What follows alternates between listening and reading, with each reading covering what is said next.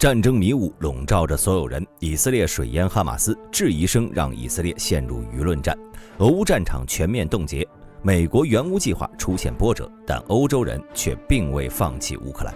乌军战场表现稳定，俄军寸功未立，咱们一个一个来看。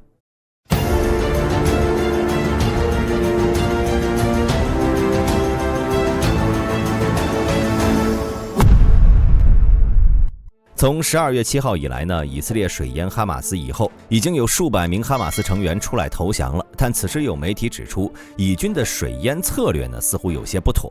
如果哈马斯绑架的人质也在地道里，那么他们出来投降时可能会带着人质一起吗？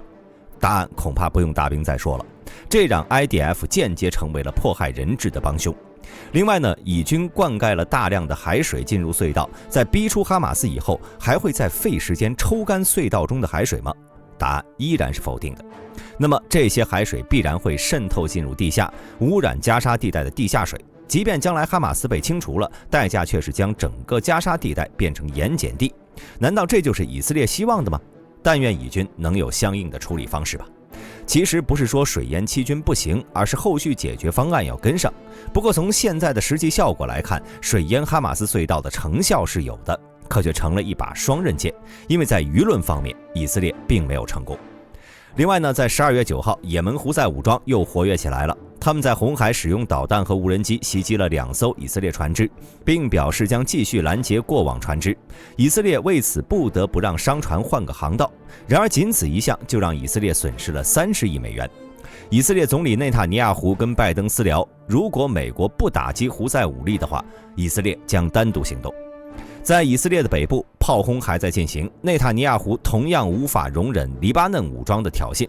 以色列将会与黎巴嫩开启全面战争。如果事态真的这样发展，那么以色列在与哈马斯战斗结束后，可能就要开始另一种形式的双线战斗。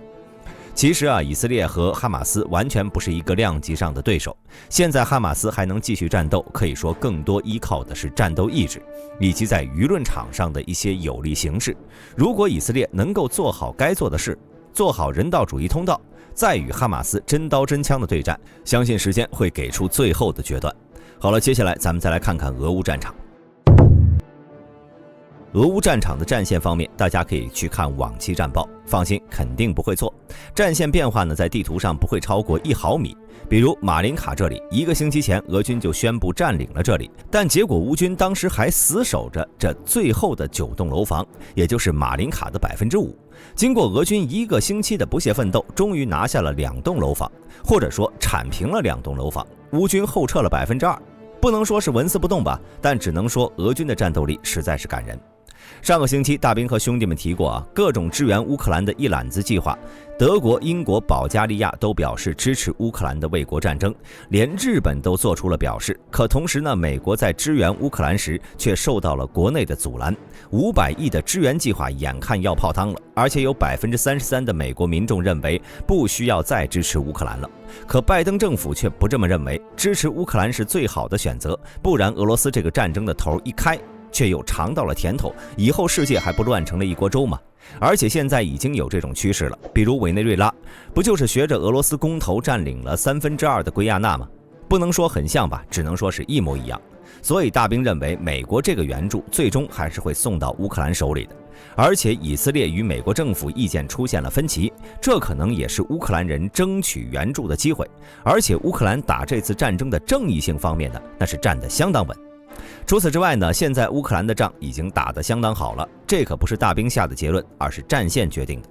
咱们不妨分析一波，先看俄罗斯，他们家大业大，炮弹管够，私底下还暗戳戳有朝鲜的资助。相对来看呢，乌克兰自身的底子是很薄的，基本是依靠欧美的支持才走到了现在。但哈以冲突吸引了全世界的目光，俄罗斯趁机在10月7号以后呢，开启了他们的冬季攻势。最近俄军开始启用图95轰炸机，就是一个很好的证明。轰炸增多，炮兵也开始跟着空军一起上强度，步兵和风暴队齐上。而且最近有消息说，瓦格纳改头换面又回来了。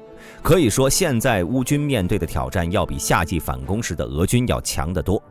但战线呢，那是纹丝不动啊，是俄军没有掏出实力吗？各种消息都可以看出，俄军的进攻从未懈怠，再加上也学会了美式炮弹洗地，迫使乌军的挖战壕技术越来越熟练了。如果俄军没有放松，战线又没有变化，那原因只有一个：乌军的战斗力和战斗意志要更强。为什么不说乌军的装备好呢？咱们前面也说过，断供的问题其实一直都存在。毕竟万国牌与自家造的在供应速度上呢，肯定是存在一些差距的。虽然俄罗斯的后勤补给是拉胯的一批，但一个是有可能没有，一个是运的奇慢无比。大家可以想象一下家底儿薄弱的乌克兰与号称世界第2的俄罗斯打了个旗鼓相当，那么装备跟不上的问题，不就是乌军士兵的战斗意志给弥补了吗？所以兜兜转转，问题又回来了，就是一个师出有名的问题。毕竟乌克兰打的是卫国战争，不存在正义性问题。当然，乌军能够坚持住，也与现在的天气和防守方式有关。本身在凛冬将至的状态加持下，就不利于进攻方，而乌军士兵单兵素质又走的是精英路线，加之2年战争时间的磨练，现在乌军前线战斗的基本都是精英中的精英了。另外，乌军国防部和情报部门拿着欧美援助的高精尖装备，经常会打出一些漂亮的特种作战，比如黑海舰队被乌军37特种部队打到自闭，又比如说情报战、舆论战的胜利。